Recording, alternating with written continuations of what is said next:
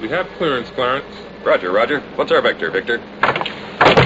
Howard radio clearance, over. That's Clarence, over. Over. Roger. Huh? Hello, and welcome to Dots, Lines, and Destinations, episode 69. It's Thursday, December 11th, 2014. Today we're talking about new premium economy, an inaugural to Chile, some new service to Cleveland, digital GPUs, and some questions from our listener base about where you should bank your miles. I'm joined by Faz Mahmood, Seth Miller, and Rolando Velosa. How you guys doing? Doing great. Yourself? Doing all right. It's a little gray and rainy here in Portland, of course, so I'm doing okay. Yeah, so you're saying it's just a normal evening? Yeah, it's Tuesday in Portland. Yeah. It's like, it's gray and snowy here, but I guess, in that regard, it's just winter. So yeah, that's winter New York. So let's just jump right in this thing about Delta's premium economy offering and kind of some changes to their service. Seth, you wrote an article about it. They announced they're doing some new things. They're renaming some things and changing cabin classes, I should say, and they put air quotes around that. Give us the lowdown. Yeah, definitely air quotes, because the reality is that there's a little bit, the more things change, the more they stay the same. The Business Elite product is dead. We're now calling it Delta One, which is Business Elite. They're not changing anything other than the name of the product. And as I understand from you guys, apparently their video says it's better than first class, which... It says a class above first or something. It's similar to like what Singapore did with suites. It's got like a play on words like that. We have to try to find it. Clearly. The Delta, seat that everybody else is using that's consistent with, their business class product is definitely above international first class options. Delta One clearly beats out the residents. There's no doubt. No doubt. Yeah. I can't even talk about this with a straight face because it's. No. It's one of the most exclusive cabins in the sky, is what they were saying. One of their comments. Are they going to try to tase people that use the lab up front? I don't understand. There'll be a velvet rope, but not only will there be a rope, there'll be someone manning it throughout the flight. Now, what'll really be impressive if they have restroom attendants. Ooh. Oh. But part of this too. Anyways. Part of this too is their premium economy product. It's. Yeah, the real thing that changed is they were changing economy comfort to now be called Comfort Plus, and it's. The seats are going to still be the same. They're putting new covers on the seats with like embroidery or something, so that's supposed to be fancy. But it's basically the same seat space, but they're upping the game on longer flights. You get a snack now, a premium snack, on flights longer than 900 miles, and that starts in March. And all Comfort Plus seats will get free drinks throughout the flight. And it's unclear if it's throughout the flight or just when the cart is out or what, but there'll be more free booze on offer for everybody, a free snack on some longer flights. The video rendering shows a little like drop-down divider hanging off the top of off the bottom of the overhead bins, so it seems like there's a pseudo curtain between economy class and Comfort Plus. They are sort of trying to differentiate it, but at the same time, they're still selling it as regular economy fares plus a small buy-up. It's not a proper premium economy product in the sense of what many international carriers are doing. And didn't they say something about dedicated overhead baggage space too? Thought I saw that mentioned in the press release. It is in there. I imagine that's dedicated the way first class is dedicated, which is that they'll say no one else can use it and not actually enforce that unless they enforce it that day. Depending on the crew. Yeah. Interesting. So there's that. It's the other change that came about with this is that gold medallions who today can get access to economy comfort at booking for free will no longer have that access. They have to wait till 72 hours out, at which point they can move into any empty seats for free, and then silvers continue to get that 24 hours out like they do today. So it's kind of a downgrade for gold. It's you lose access, but it's a better product if you can get in, right? This is sort of win some lose some kind of game for a lot of people. Certainly for the golds. So gold is becoming the new silver, right? Silver's a credit card. Well, do you think? Is Delta going to try to sell this in the GDS as a premium economy product at some point? You think? Maybe eventually, but right now, definitely not. United is miles ahead of Delta and American in terms of getting the Economy Plus into GDS platforms. They've been doing it for a while now. So in that sense, and the way they do it is it's a premium upsell, but it is not a separate cabin. And I think the real reason that matters is probably only in the context of how Her Majesty Customs charges for departures in the APD, leaving the United Kingdom. But right now, it is not considered a separate cabin. It's still just economy class, plus you're paying a fee for more legroom. It's not sold separately. are sold as a separate ticket. When you talk about the UK, what you're saying is if they were to make it a separate cabin, it's possible that the APD would be significantly higher than what it is coach APD, right? The departure tax. Right. If they call it a separate cabin, it doubles the APD. Gotcha. Okay. So it's good for people flying out of the UK for sure. Yeah, it's good for the airlines in some sense because either they have to. I mean, right. One of the things the airlines hate about the APD is that in order to remain competitive, they basically have to cut their fares. Yep. And so they end up offering, at least at this point, they make $100 or $150 less per passenger. Yep. So, the airlines would be very happy to never, to come up with ways to not have to call it a separate cabin as far as customs or APD is concerned, but still make more money on it. So, Foz, Rolo, is this going to change y'all's flying habits at all? You maybe fly Delta and get the premium economy experience? It's Comfort Plus, Stephen. Comfort Plus. Oh, sorry. Well, it varies, though. Wait, Comfort Plus? Yeah, I guess that's the international one, or that's... It's both. And this is... At one point, there was some discussion that they might make Comfort Plus sort of the new first class, or a theory that might happen. It did not come to pass, at least not yet. I could see that happening somewhere down the line, maybe Comfort Plus with a block middle seat, sort of Eurobiz style, but we're not there yet. So from what I saw, I guess you get free Wi-Fi if you're in first class or in in Delta One you get Wi-Fi, I believe, right? That's pretty cool. But I mean, I don't fly Delta to begin with, so I don't think I would go trying their Delta Comfort or whatever the heck it's called. But I mean, I guess they're looking at different ways to cater to everybody, but I think it's just starting to get too complicated. That's my opinion. I don't know. I'm looking at their picture that they have this big chart, and it's just confusing. Like, I don't understand. I guess complimentary beer on some of the flights, even in the main cabin though. So that's on international flights. Yeah, Delta's been offering regular coach passengers free drinks during during dinner service for a little while now. And there's rumors that that's coming back to United at the end of the year. Believe it when I see it.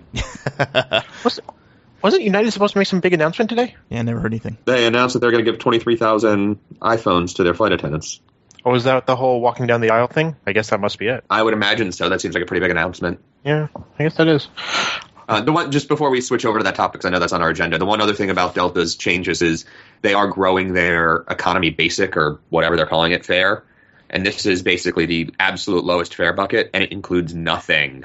You can't get seat assignments. Even if you're a medallion, you can't get on the upgrade list. It is an absolute bare bones offer. And it's only in certain markets, and it's only the cheapest fares, and not everybody's going to be buying them, even though, there's plenty of Chicken Little running around freaking out. But Delta is putting into place the structure to have literally transportation only. So that actually, I was having a discussion with one of my friends about those fares, and the understanding is the reason that Delta is introducing those fares is really because they don't want a single seat go empty. So they'll sell that seat away for minimal cost with no perks. But the one thing that I've noticed is, and I think all of you have noticed, these days flights are running more fuller and fuller as the days go by. And the problem is, once you have irregular operations with no excess inventory, you have severe problems. Well, I think that's kind of like what we talked about before, where optimal load factor is 85% or something like that. And yep. I mean, if you're running 95 to 100% all the time, as soon as something goes bad at one of your hubs, everything goes bad everywhere for somebody, right? I mean, yeah, absolutely. And I think the airlines are downplaying that aspect of it because, let's face it, Delta, United, American, they all have hubs in weather-prone areas. And it'll be interesting to see how they conquer that. Yeah, it'd be interesting to know what the breakdown is of their cost and revenue a seat mile when these types of things happen, right? I mean, does the cost of seat mile go up when they experience irregular operations? And Seth, maybe you know something about that, but it seems like it would, simply because your cost to carry those passengers now skyrockets because you've got to put man hours into getting them onto a plane and then finding them seats, which you may have to do on another airline, right? And then you're paying that airline for whatever your negotiated rate is, correct? Yeah, I mean, there are definitely costs to accommodations and things like that. The flip side of that is Delta has been running a ridiculously reliable operation lately. True. I mean, Mainline canceled 17 flights last month. Right, but Delta canceled more than that today. Or United canceled more than that today. Right, but Delta has a huge express operation as well, and their statistics never reflect express. Sure, and that's the same with everybody. But United canceled more mainline flights today than that. And Delta did all last month. I mean, right there. So the number, and I imagine American did too. I mean, today was a crappy great example, but last month had storms also, right? I mean, this isn't like December's the only month that's ever going to have a storm. Wait, let's take a step back, right? So Delta has a huge, let's just look at New York. Both United and Delta have a large presence in New York. the bulk of Delta's operation in New York is regional jets. If you factor everything in LaGuardia, most of those routes are regionals. Absolutely. So, them saying that we cancel fewer flights is kind of just numbers game. Because personally, I don't care how many flights you cancel, is how many passengers have you displaced. That's fair. That's the real metric. Yeah, and I think that, I 100% agree with you guys that trying to run absolutely full planes is a disaster, right? I think that somewhere around 85% capacity over time is where the system starts to stress, and if you try to push above that, it'll crack badly. And the airlines have been bumping up against that number for a little while now. Yeah. If you look at sort of the industry reports, that's where they're at. And to some extent, that is selling a lot of planes really full, and then you've got some random commuter flights going various places that aren't, or a couple of random mainline flights off peak times that aren't, whatever it is, and that makes that number sort of come down off the 100%. I had been on plenty of flights lately where there's not an empty seat to be had. Yep. So even on what I would have assumed was off peak times and random routes, but in another aspect, we don't have to spend a ton of time on this topic, but another aspect of these ultra low fares that they're offering, right? It's kind of this low cost carrier mentality being mixed with an old historic airline. Right? I mean, they're trying to sell the Spirit customer on them as well by selling an ultra cheap seat just to carry that customer and not lose their business to Spirit or Southwest, which isn't a low-cost carrier anymore, but you know what I mean, Frontier, things like that. But trying to divide the plane up until like the back is Spirit and then the front is Delta 1, Delta 2, Delta 3. Right. They tried to do this with Song, and it was a disaster, and United had the same failings. And rawr. And before Song, there's Delta Express. Sure, and there's the Continental Light, and go back over history. There's plenty of these examples where they try to do an airline within an airline. Yep. In many ways, Delta is doing that. They just happen to not be having a separate set of planes. Which maybe is a good thing, right? And part of that is based on operating costs of union contracts and such. And if Delta thinks they can hit the numbers right and get the right mix of customers splitting up seats this way, arguably they should be able to. You don't have to sell every seat at these basic fares. You just need to sell a few extra of them. So the thing I would ask is, these people probably are not bringing much in the way of profit, right? If anything, they're break-even passengers. So is it worth the 5-10 passengers per flight just to break even, or possibly even a loss, just because you have a low-cost carrier in that market? I mean, that's a question. That's a question for the airline, I think. Yeah. Yeah. The flip side of that to that Foz is, right, that marginal customer is revenue and it's spoilage. In theory, all you're doing is selling what would be spoilage. The question is the revenue management system, detailed and nuanced enough to know how many seats they should be selling at those rates versus the higher priced stuff? Absolutely. I mean, this is not an easy problem to solve, but it'll be interesting to see how they roll this out, because one thing that would be of interest to me is someone on one of these fares, they get displaced because their flight gets canceled. What happens? Yeah, it's a good question. And here's another question, just thinking about this, and something to think about going forward for people who travel for work, is if these fares, these low-cost fares, are going to be listed in sites like Concur and Expedia Travel and things like that. And if they are, is that going to be obvious to the person buying the fare? One of the things that I have heard is they will not be available or that visible to the normal booking engines. Okay. Well, that's good. The cheapo Delta.com only? Yeah, I think it's Delta.com only. Because of that very problem, because they don't want to have the run-ins with the corporate contracts or the employees who are used to buying, they have to buy the lowest ticket, they're used to a certain number of benefits, and then get to the airport saying, you don't get any of that. So to avoid some of that confusion, it's supposed to be direct only. That's good. That's good to know. But and to loop back to your original question about Delta, I do not really intend to change my behavior. I had the pleasure, perhaps, to fly them last week. And I did Honolulu to Atlanta, so it was it was an A330. So we're getting, we take off right before, they're about to start the meal service, so we get the warm nuts. And I was sitting in the last row of business, and so I'm like, I'm smelling. I'm like, something smells heinous. It turns out that the woman in front of me had a baby, and she decided to change the kid's poop-filled diaper right before the meal service at the seat. Oh my God. And the flight attendant said nothing. They kept walking by. I'm like, what the hell? Oh, man. Well, I think that could happen on any carrier, though. I mean, it absolutely could, but that my perception right now is that of Delta. I will say that one of my favorite bits about flying on JetBlue is the very end of the safety briefing, after they tell you that you're not allowed to go into the cockpit, is that there are 3 lavatories on board, or 2 if it's on the E90, and each is equipped with a baby-changing table. Oh, that's and nice. They actually say that explicitly, and they don't say, and use it, you freaking morons, but they at least mention that it's there.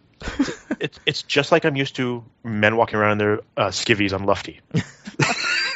We really should tell that story sometime. We should have you guys tell that story. I think that's worth a million laughs on the show. So maybe next show. Maybe. Yeah. Seth, you traveled to Santiago, Chile on the United inaugural flight from Houston. Tell us about the event, or lack of events, if you will. Sure. I was, in fact, on the inaugural. It was this past Sunday from Houston to Santiago, and it was a situation of, well, I'm going to be in Texas already, so maybe I'll go to Chile on my way home. Which I was against, going to Chile, of course. Yes, I appreciate your vote. However, they don't charge me a reciprocity fee to show up, so they're a little more welcoming to the gringos, or at least some gringos. Although I feel like they spoke less English than my day in Buenos Aires offered. So, or you spoke more Spanish, in Buenos Aires. One full bottle of wine at dinner will give you a lot of Spanish. That's true, and I will, as I often tell stories, I'll circle around. But at the dinner, my one night that I had a full meal there, I had a couple drinks in the lounge before, and then I went out and sitting at a restaurant and had another drink and was into my next glass of wine. And the guy at the table next to me, who was also an American down there for whatever reason, was having trouble communicating to the waiter. And I was actually able to translate. The waiter was very confused. He just wanted the menu. Like halfway through his meal, he wanted the menu again. And I guess the waiter never had encountered such a situation and was very confused why this guy was asking for it. And I said, La carta, por favor. And both of them turned and looked at me very confused. I'm like, well, you wanted the menu, right? And he said, yeah. And I looked at the waiter and La carta. And I shrugged my shoulders. I don't know why he wants it, but he wants the menu. And the waiter comes back with the menu and is very confused, but the guy was happy. So I managed to translate for someone. It was incredibly entertaining. But back to the inaugural.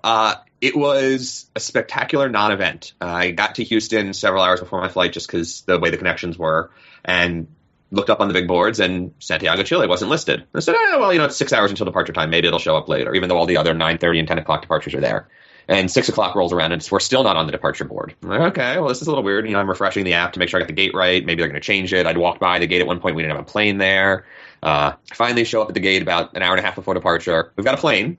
The tail number matches what the app says, so I figure it's the right one. Nothing on the board. The gate is still closed. Agents show up to open the gate. It shows as City Test for the destination. I have a picture of that. Maybe I'll make that the header photo for this week's episode. Oh, I thought that was the airport name in Santiago. Was that the international or domestic? Ouch. And eventually they called ops, and eventually they got it changed to Santiago. And when they did that, it showed up on the board on the regular, full schedule thing and everything else. But it was a lot of little things like that. I mean, I had called corporate communications in advance to see if there's going to be a press conference or anything, and they said, no, we're not going to do anything major, but maybe there'll be a little something at the gate. And there was nothing, absolutely nothing. That's really it was surprising. Bizarre. I mean, maybe they were at the wrong gate. There's a couple of people over in Terminal E with a sheet cake and some balloons wondering where all the passengers are. Yeah. We don't know why they're going to. We don't know what City Test is. Yeah, no, it was a little weird. I mean, on board, the crew was super happy to be doing an inaugural. Both the pilots and the flight attendants all sort of into it. One of the flight attendants used to work the United Miami to Santiago route all the time, and still has a bunch of friends down there. And he was really excited to be going back again. But at the same time, he's like, yeah, I did the inaugural, kind of hoping for an event. I don't think I'm going to go do this trip anymore. It doesn't pay as much as Buenos Aires does. So there you go, Rolo. It's a lot. And he's like, and Buenos Aires is a cheaper city to, have our layover in because, the blue market dollars and everything. So he's like, honestly, I think I'll keep working that route instead. So it was an interesting experience. Santiago itself, it was summer. It happened to be a holiday on Monday. It was Immaculate Conception Day or something like that. And they have a big old, instead of, Super Jesus on top of a mountain, they've got a big Virgin Mary on top of their mountain in town. So that was, they do, it's just, it's a nice little statue. But apparently there's a pilgrimage day to go see that. And so I actually had gotten into town and got to the base of that sort of section and started walking that direction for no particular reason. And I noticed it was pretty crowded out. And I was like, I'm hungry. I'm going to go get lunch instead. And so I turned around, not knowing where all these people were going or why all of them were going there. Eventually found a restaurant to have lunch and then couldn't figure out why all the shops were still closed at like 3:30 in the afternoon. And then looked it up on Google. And I literally searched, is today a holiday in Chile? And it basically said yes. And so that's when I found out, the next day, you could still see, they'd cleaned up pretty well, but I went and was, reading about the park and everything, and it was, details on how to get there if you're a pilgrim and all these things. And apparently, thousands upon thousands of people were there the day before. And the day I went, I was one of, 6 people up looking at the statue. So pretty glad I made that decision. Or, as I was explaining to someone on Twitter, I got lucky. It's not that I'm good. I clearly had no idea what I was doing. But other than that, Santiago seems like a nice enough town. It's a little spread out. The Grand Hyatt is reasonably far away from the city center, so I'm not a huge fan of that. But, it's got a nice pool. I sat out there and watched the entertainment of all the various other people having fun and flirting poolside. I'm laughing because you told us the story already off the line. I'm not entirely sure that, some of them weren't professionals. But there was definitely some flirting going on. And I requested a picture, and I got none. Yeah, that's true. I got a strong denial. Yeah, a solid no on that. Thank you. So it's kind of disappointing that they didn't do anything. I mean, yeah, I at least my disappointment was somewhat tempered because I knew going in that it wasn't going to be a big party. Yeah. But, having done the Denver-Tokyo round seat, how big that was, I mean, that was a huge show. I wasn't expecting necessarily that much. But even like the Honolulu Dulles inaugural I did a couple years ago, corporate didn't sponsor anything, but the local sales guy went out and bought a sheet cake at Costco. Yeah. And let me cut the cake and make the boarding announcements and otherwise participate in all the fun because apparently I seem like I'm just that great a guy. They actually did. They let me make all the announcements about come get some cake. It was fun. But yeah, it was a little surprising and a little disappointing to me. Obviously, the flight was at that point just a regular flight. It was nice. I mean, you land. It's a little late. You land at like 10 a.m. or so. But coming home, it's an 11 p.m. departure out of. I think it might be the time zone thing right now. It's +3 from Houston to Santiago right now. I didn't realize it was 3 hours ahead. Wow. Well, 3, yeah, because Argentina's 2 right now from New York. So I guess Chile is also 2. Yeah, +2 from New York. So. You leave Houston at 9:30 and you get in at 10 a.m. and then you leave at 11 p.m. and land at like 6 a.m. And so I actually like the flight times. What's the flight time total? Like 9.5? Yeah, about 9.5 each way. That's not bad. Get a full. Yeah, it is. If they had done the executive meal service and actually given me my meal in the first hour, that would have been awesome. As it is, it took just over 2 hours from Wheels Up. Actually, yeah, from Wheels Up until they'd finished the executive meal service. Wow. They were still serving my neighbor salad when I finished. Wow. And she told me she wouldn't be able to do the ice cream because it wasn't going to be ready in time. Obviously, it has to thaw out or whatever. And in the meantime, while I was waiting for my main, she gave someone else an ice cream sundae. So I don't know what the hell's going on there. I didn't want the ice cream anyways, but let's just say the service on the way back wasn't spectacular. Awesome. I really look forward to it. That was sarcasm. Did you have the same crew on the way back or different? I did actually. It was the same crew. So they remembered me. That was fun. Also, apparently, the Chilean caterers bogart the apple juice. It was explained to me. I asked for a cup of apple juice when I woke up this morning, and they were like, oh, no, we don't actually get any catered. It's been a problem. And I don't know how that could have been a problem down here all the time since today was the second day they had a departure out of Chile. But, they were like, yeah, we actually don't have any on the plane at all. And they continued on that in Lima, apparently the caterers take all the Coke and only put, like, Latin America Diet Coke back on the plane. And would they keep the Coke for themselves? It was like the most bizarre conversation. Part of me wants to say it's because I was really tired and hadn't slept, but I had slept and I was still tired. But like, I did the flight home in business class. It was nice, but it was that whole conversation was weird about like which countries steal which juices and sodas out of the catering carts. Well, I do remember coming out of Lima not having. There was like 3 cans of Coke on the entire plane. So maybe this is a real thing. Yeah, I remember that because I was going to get rerouted via Newark, and the lady's like, oh, no, we can only do Houston because of delays and stuff. And so I come back via Houston, and I get it's a 752, and we get on the plane. It's overnight, so they serve dinner. And I didn't really want dinner. I just wanted something to drink, and I wanted to go to bed. And I asked for a Coke, and the lady's like, oh, we already served it all. So how do you serve an entire plane Coke? And I'm like in the 3rd row of business class. So that maybe it is real. I don't know. Also, Steven, just for future reference, drinking caffeinated soda to go to sleep is probably not your best play. Caffeine doesn't really hurt me, so it's like the least of my worries. I just wanted a Coke. I wanted some bubbles. Sparkling water would have done the trick. No. So would sparkling wine, for that matter. As long as we want bubbles. Yeah. Anywho, so no, it was fine. It was nothing special, arguably unspecial, but chalk up another inaugural on my list. Yeah. I'm guessing you're going to get this inaugural, too, because JetBlue's adding Cleveland to Boston in April of 2015. Actually, that week when they're doing it, I may be in Atlanta for an event, so it may be hard to get back up to either Cleveland or Boston to get on the inaugural. Also, it's Cleveland and Boston, so who cares? I mean, as a New Yorker, I feel compelled to say that. It's like 2 cities that just the opposite, right? It's like, no. Yeah, I mean, they're fine. I like both of the cities well enough, I suppose, but, like, I don't need that shit. If I can get on, there's other JetBlue inaugural, like, Caribbean island stuff I'd rather do than this one, but well, it's good if news. I can find it, I will. It's good news for Cleveland. I mean, since they're losing a lot of their United service, some other airlines are stepping in. At the same time... But Frontier pulled out. Yeah, Frontier pulled out of their Trenton service out of Cleveland. And LaGuardia and Dulles. I didn't realize those, too. Well, yeah, they only have like 2 or 4 slots at LaGuardia, and they're moving those to Miami or Fort Lauderdale service. Wow. Dulles isn't slot controlled, but I think they just said they weren't making any money. I mean, right, Frontier's flight times and schedules are never really designed around business travelers. Yeah. But, I mean, I'm poking around their website. They also basically pulled out of Wilmington as well, minus 2 routes. Yeah. Bummer. Yeah, but it looks like Trenton, they still have a fair number of routes going out of Trenton. Yeah. What routes do they still have out of Wilmington? Tampa and Orlando. Oh. Sweet. So they already killed the Detroit and the Atlanta lines? Yeah. Because that's the inaugurals I did back in April. Yeah, they're already gone. Sweet.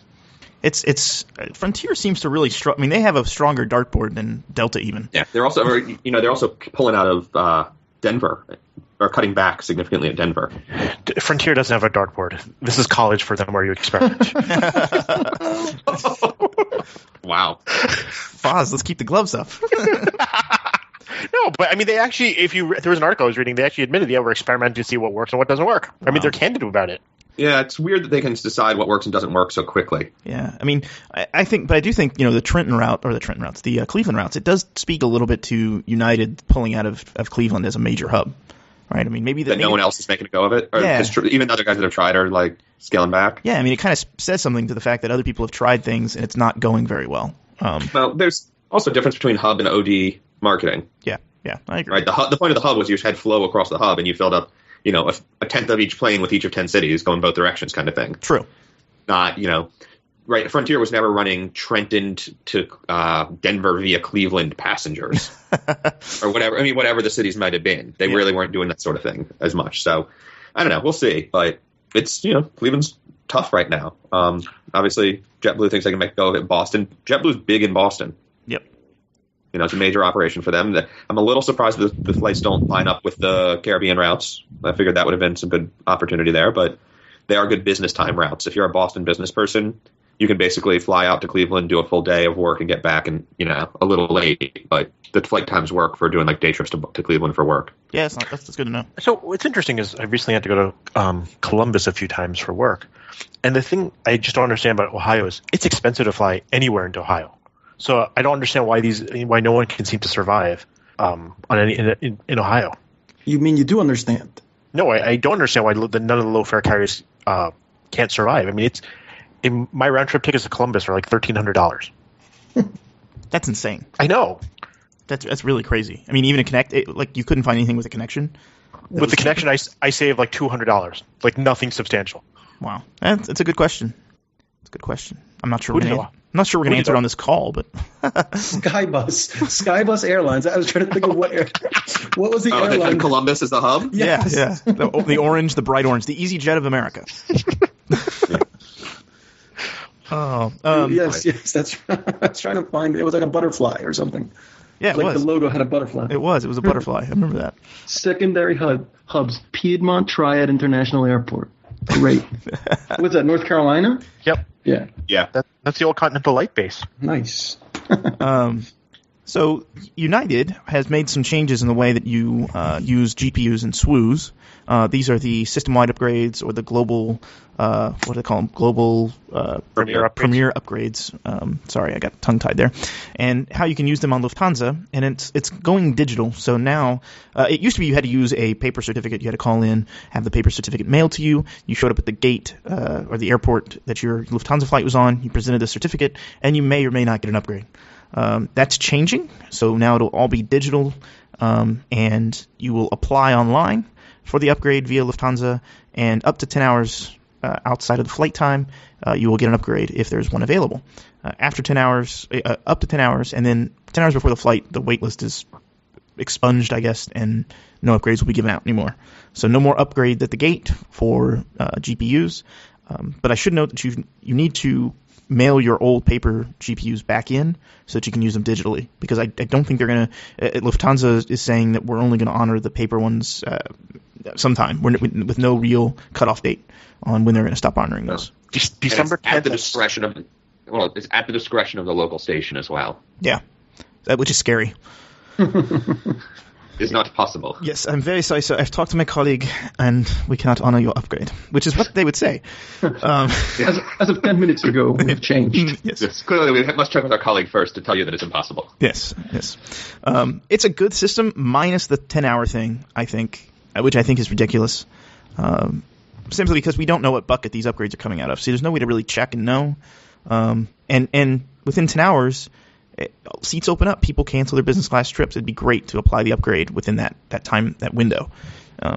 Any ideas on why they did it that way? Well, you could argue it's fighting against the people who booked the separate refundable ticket and canceled at the last minute to guarantee an upgrade. But those same people might do it and try to cancel out at 10 hours or 11 hours out just in case. So who knows? Very true. Maybe to sell the last minute tickets? Yeah, but how many of those are they doing? I mean, really? There's also the theory at some level that they don't really have to upgrade anybody. Yeah. Like, I will integrity. I will say that Lufthansa's revenue management on a whole seems much more in tune with what's going on, and they do seem to open things up when they know they're not going to sell the seats. That's what I've seen, at least. as far as rewards and gate upgrades and things like that. German precision. Yeah. So just something to keep. It must drive them batshit crazy that United managed everything from the U.S. origins. We do not know what is going on in these flights. This is why you can't pick seats now. Yeah. So speaking of that, today I have a reward in business class on LOT and Austrian. It's a mix of both, and I can see both flights on both websites, but I can't pick seats on either one, which I think is ridiculous. This is 2014, and we can't pick seats? I'm laughing because I just lived through this. I'm going to show up at the airport and, sir, we're very sorry, but the only seat we have is next to the lavatory, and we have no meals for you. We forgot to load it. That's what I expect now. It's like, I don't know. That's just ridiculous to me. Can you pick a seat when you're paying for one of these tickets? Like with cash? You know what you do? You buy another ticket on their website and block the seat you want. Oh yeah, buy a refundable. Yeah, let me just throw down $12,000 on a refundable business class seat just to ensure I get a seat that I want. Let me do that. At least you don't have to eat the float. That's true. It's true. Not that I encourage that sort of. No, never. No one would ever do that. Yeah. Foz, do you want to talk about your rant, and then we'll talk about our listener question? Sure. I actually have a double rant. Uh-oh. Well, since I wasn't on the last episode, I got to listen to you, and I was caught up on the shows this week while I was flying, and I got to hear you guys talk about the OTG experience, or as I like to call it, the OTG unexperience.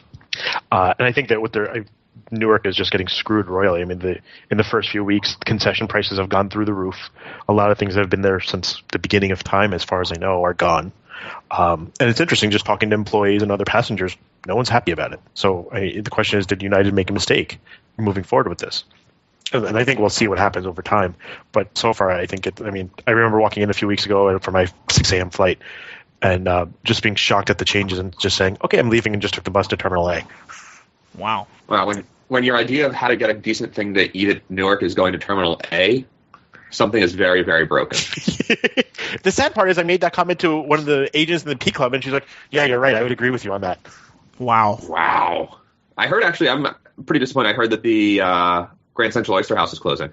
Everything is getting kicked out. So basically everything that was there, OTG is slowly pushing out. And what's happening is it's interesting, like the diner is being shut down too.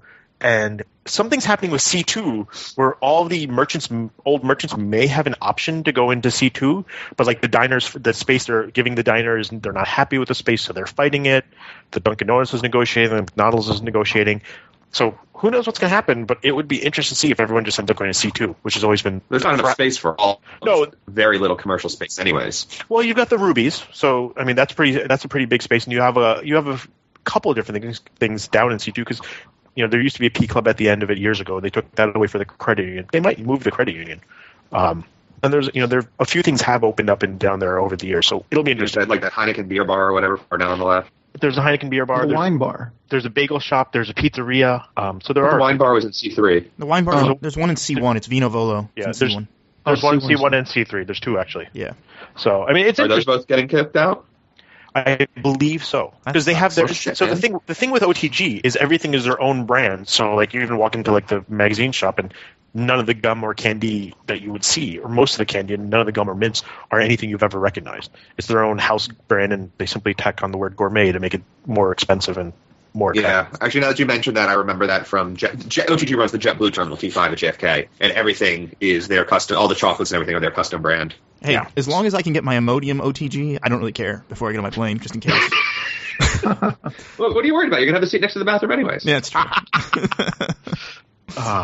So that was my follow-up rant for last week since I wasn't able to chime in, or 2 weeks ago, last episode.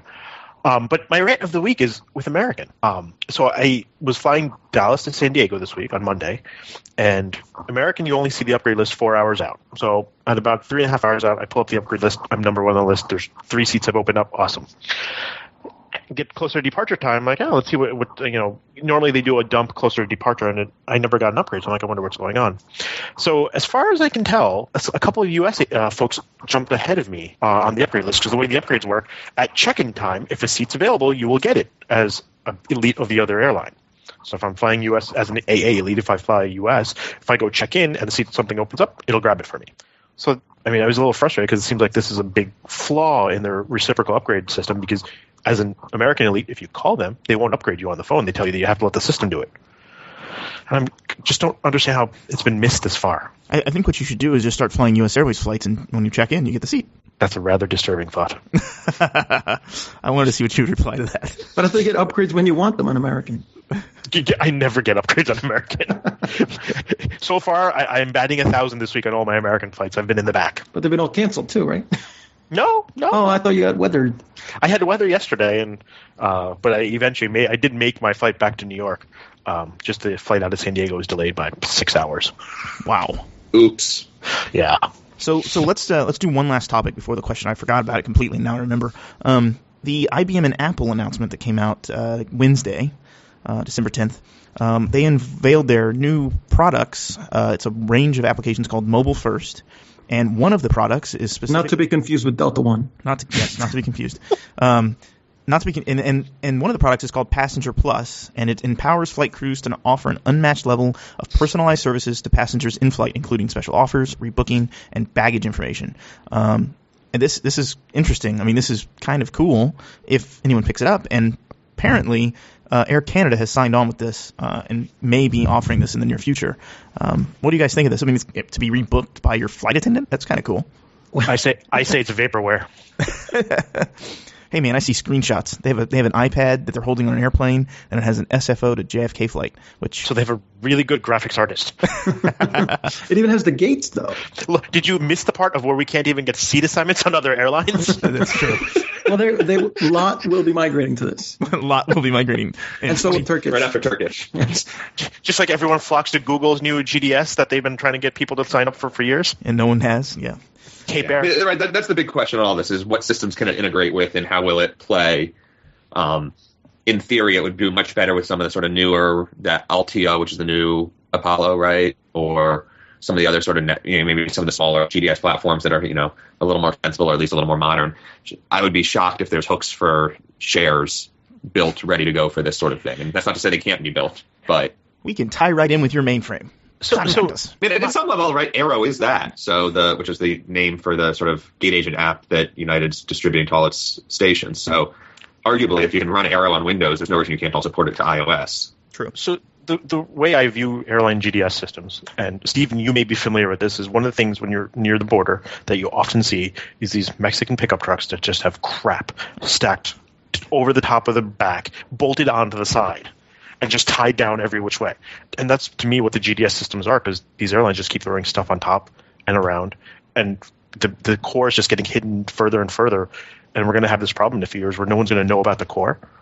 Yeah. And one day it's going to break, and nobody's going to know what to do. I think we should make the picture for the show that Volkswagen Bug I saw in Maryland where the guy was moving and he had stuff just like strapped to the top of it and the thing was weighted down. I'm going to send that to Seth so you can put that as the image because that's what it sounds like. Here's my question about these Travel Plus thing.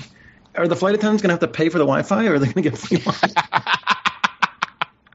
That's a good question. Believe it or not, it is a good question. But believe it or not, at least GoGo has the technology built in so that they can whitelist devices. So I don't know if they do it by MAC address or something else, but they can basically register a device. I think it might be by MAC address. So they don't even have to log in. If you're using a flight attendant device, it just works. Interesting. Or a login would also work, I guess, if they have a dinner. With a login, also you have a corporate account. I mean, Sure, you get an unlimited account, whatever, with GoGo also. But they have the technology. I mean, that's still one thing more than you necessarily want to do, right? If you don't want the flight attendant to have to figure out how to log in before they can start credit card transaction processing. You just want them to log in and go, or you turn it on and go.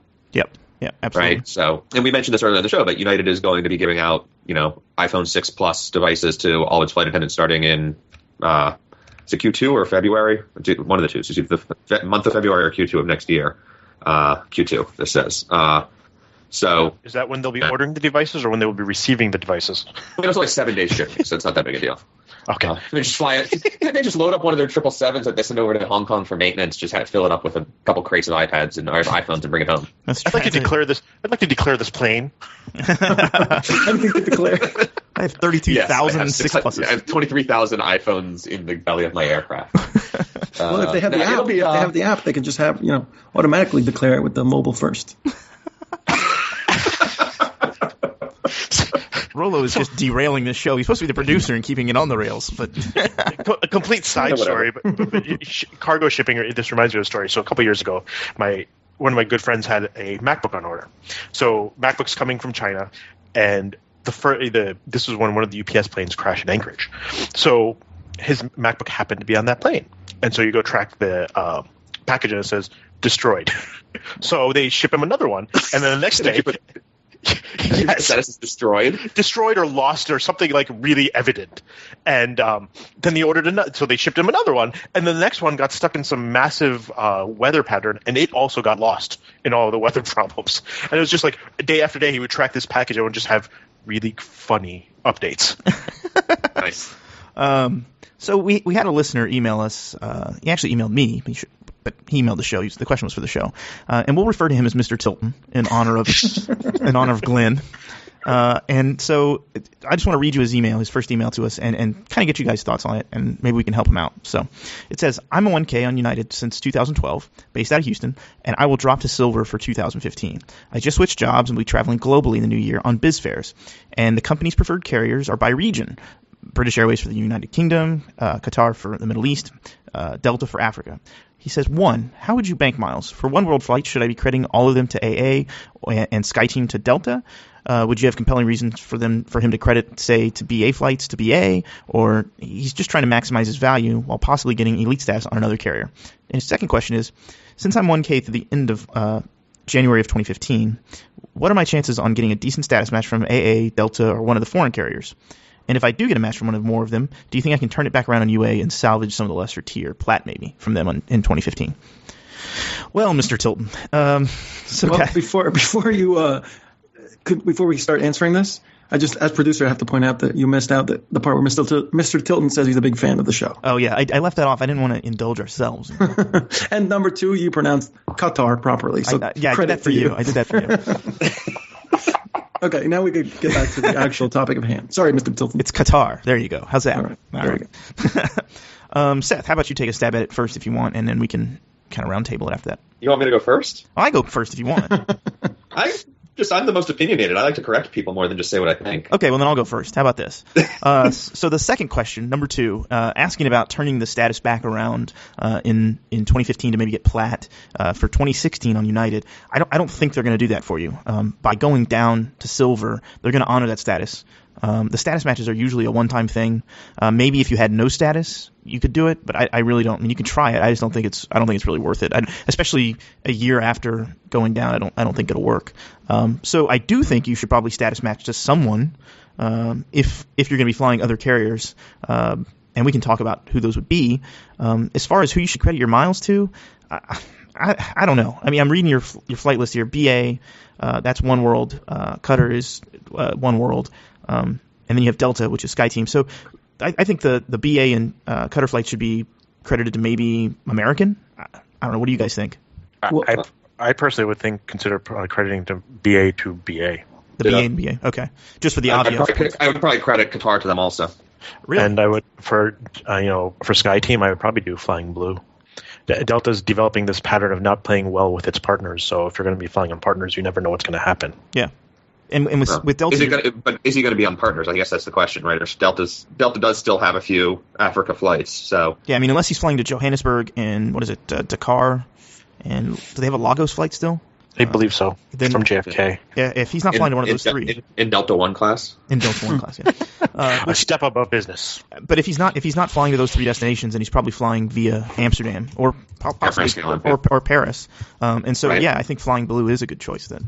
Yeah, my thought on the status match one is absolutely match to whoever you're going to fly to. Get that squared away now, and just deal with being silver for 2015 on United. And if at the end of 2015 you decide for whatever reason you need to come back and get status again, I agree with you, Stephen, that if you've earned status, it's unlikely they'll match you to something higher than that. But when 2016 rolls around and you don't have any status left in United, they should be more likely to give a challenge. Yep. Or a right match either way. Beyond that, for credit. Oh, sorry, go ahead. Well, I was going to say, too, his list doesn't really include United as any of his flying. Right. So what does it matter? What does it matter? That's kind of what I was going to say is I'd stick with whoever you're going to be flying. I mean, you've got tons of options out of Houston as far as international flights on different carriers. So I use that to your advantage. Yeah, Sorry, and that Qatar flight, I mean, is nice. Yeah. It's a decent product. No, but so the second part of it is, where to credit things. And I would say, it's a toss up a little bit between BA and AA for banking the One World flights. My gut feeling says, depends on how he wants to redeem, but my gut feeling says that BA might be the better play. I still like their sort of short hop awards. If you're redeeming with AA on BA metal across the pond, which is likely, I guess you go up to Dallas. But there's a decent chance you'd be taking the BA flight up through London anyway, so you're going to pay the YQ either way on that. So you may as well deal with that with BA, and they have actually decent elite status recognition. If you're in paid business, you may find yourself in first a decent amount, depending on how much you're spending and how often you're making those trips. So I think that there's probably some decent potential to do well. Their tier points program is relatively easy to game in the States. If you need a few extra points, the Las Vegas San Juan runs are cheap and easy in paid first class. There are some interesting options there. Do you think with the BA program, Avio's program, can you redeem on, say, Cathay with him? I'm not very familiar with it. So sure. He can redeem with a bunch of different carriers. Are you always paying YQ then, or how does that work? It still depends on the carrier involved. Okay.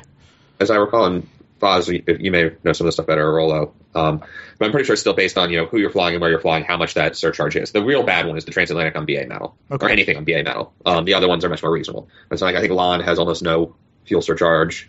If he wants to redeem his Avios on American to deep South America, he still can do that. It may be more miles because it's the distance based instead of his own base chart, but there's other places where it's cheaper. So right, and you can move some of them into Iberia to avoid some of them as well. Yeah, yes, you can transfer stuff through, sort of launder them over to Iberia to get avoiding some of those YQs. That's right. And for the Flying Blue program, there's a lot of options there as well because you can redeem on Delta, I think. You can redeem on. I'm trying to remember who else was a good one.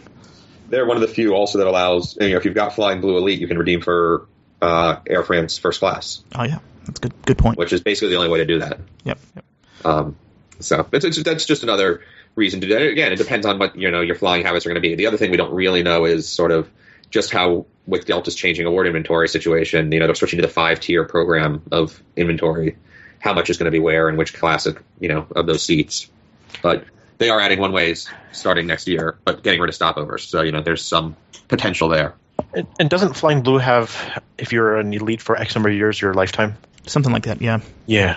I don't know about that. The other thing I would say though is, in terms of benefits and sort of handling, having elite status on Delta, if you're always flying paid business class, I'm not sure is going to have quite the same kick as it would if he's flying, Air France or KLM, where, especially Air France, where they do have a first class for op-ups, where they do have a sort of different take on some of that stuff. Well, and two, being based in Houston, right? You do have the KLM flight, you have the Air France flight, that are all nonstop to Europe. So, like you said, there is that option there if you're an elite with Flying Blue. That's something good. So. Yeah. The flip side of that is if he's flying paid business class to Africa on Delta, he's going to earn 75,000 points a trip. True. Flying Blue, you can earn a lifetime Flying Blue Platinum if you're Platinum for 10 years. 10 consecutive years. And Platinum also gives you elite economy comfort on Delta and KLM. So you actually get more than the standard elite on Delta as a Flying Blue Platinum. Interesting. I kind of like this Flying Blue thing. We actually know someone who flies a lot of Flying Blue. Like he actually redeems a lot and earns a lot. Yeah. And he seems to like it. Yeah. You can also transfer Amex to Flying Blue too. Yes, that's how I've redeemed with them recently. Is that the person we know that redeems on Flying Blue? No. If I can, I sort of want to expand on Mr. Tilton's follow-up email. One of the suggestions he's also received was going for the Alaska MVP 75K match, MVP Gold 75K, which they are currently matching people into. What are your guys' thoughts on that? He's not West Coast based. The Delta miles he could put towards it, but that means he's got to fly 90,000 Delta miles, which wouldn't be hard if he's flying paid business class. And the bonuses are kind of nice that they've announced for the P fares and things like that. So, I don't know. He could put both BA and Delta towards Alaska. Yeah. Qatar would be out there still, but we don't know what we don't know how long the Delta Alaska relationship's going to last. So there's that. So the question is, if he's really going to be going to Europe or Africa and he's going to be flying BA, Alaska's great to dump points in, but when you have an issue, it's not going to get you much in Heathrow. True. Yeah. Here's my question. Sorry. No, go ahead. My question is, what does he primarily want to use his miles for? That's the thing. It's he's asking about crediting all these miles, but what kind of value does he want? is it for domestic upgrades? Is it for long haul premium premium cabins? I mean, that's one thing because we have all these suggestions, but I don't know. Well, if he's let's make flying up all some the theoretical answers, right? Mr. Tilton likes to fly up front. so do we. So let's say you want premium long haul rewards. Where would you put your points? Premium long haul rewards. I mean, I would say Alaska looks actually reasonably tempting at that point. But no Emirates, right? Didn't they get rid of Emirates? No, they still have Emirates. Or blocking Emirates first? There's been some discussion of Emirates first being blocked, but I don't know where the result is on that. But at that point, right, I mean, booking premium cabin long haul with Avios is a shit show. They get very expensive very quickly. Yep. At the same time, if you can buy their premium economy and do miles for upgrades, it can actually get some really good value. Right, 10,000 points from the U.S. to London for that upgrade is great if you can find the space. It's that sort of situation where, I think you have to consider if long haul premium awards are what you're going for, even American might be a decent or a better option than Avios. For now, and we don't know what's going to happen next year or even next week. Well, and something he mentions in the bottom of his second email is, I really value the Mileage Plus program and having top status, in parentheses, allowing for last-minute award tickets, penalty-free cancellations, and changes on awards, etc. So it seems like he values the ability to change the rewards without having to pay a fee, flying long-haul business class or first, and having that ability to find space. So to me, that screams use Alaskan and use Flying Blue. Well, the one cautionary comment I would make about Alaska is if he's comfortable spending a lot of time on the phone. And because you do with them? You can't book anything on their website. Okay. None of the partners. And even BA, a lot of their partner bookings are on the phone and they're limited call center hours. I mean, BA's gotten better. They've been adding partners, but I mean, they're ahead of Delta and they're ahead of American. I mean, so does then One World Emerald status via American make sense? I think it really boils down to who's he actually going to spend most of his time on. If he's going to spend most of his time on BA, I would say BA status is probably a better option. Yeah, because that's what you're going to need. Yep. Yeah, and I don't know what Qatar status really offers as a frequent flyer program. Is it the Onyx Club or something like that? Onyx, one of those things. No, that's the entertainment system. Yeah. Well, it's also like it's the name of the animal on the tail. Yeah. But it's I don't know enough about the Qatar program to think that that's a good idea to start putting points into. But I don't know. If he's flying a lot of BA, I feel like you get decent value for being a BA elite. And to me, there's potential talk of the A380 going to Houston at some point for BA. To me, it makes sense that you could, like you said, the upgrade from premium economy, 10,000 miles, it's a great value. We have some people that we know that do that frequently and say it's fairly easy finding the space. So to me, that's a no-brainer. Like, I'll buy a premium economy ticket any day of the week if I can use 10,000 miles to upgrade it and find the space. So I kind of like the idea of the BA match. Yeah. If I felt more comfortable about the Delta-Alaska relationship, I might lean back towards Alaska some more. But at the end of the day, I still think that, actually, the one other thing that would BA no longer, there's something changed with what they refund for last-minute changes, right? Even for their golds.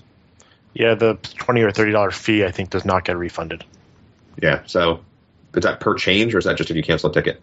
Or all their change? This is one of those things, right, where every time you make a change, it's cheaper to cancel and rebook than to make a change, or something stupid like that. I think so. That may only be on domestics because they keep the $5 in taxes, but they don't charge you the $50. It's something stupid like that.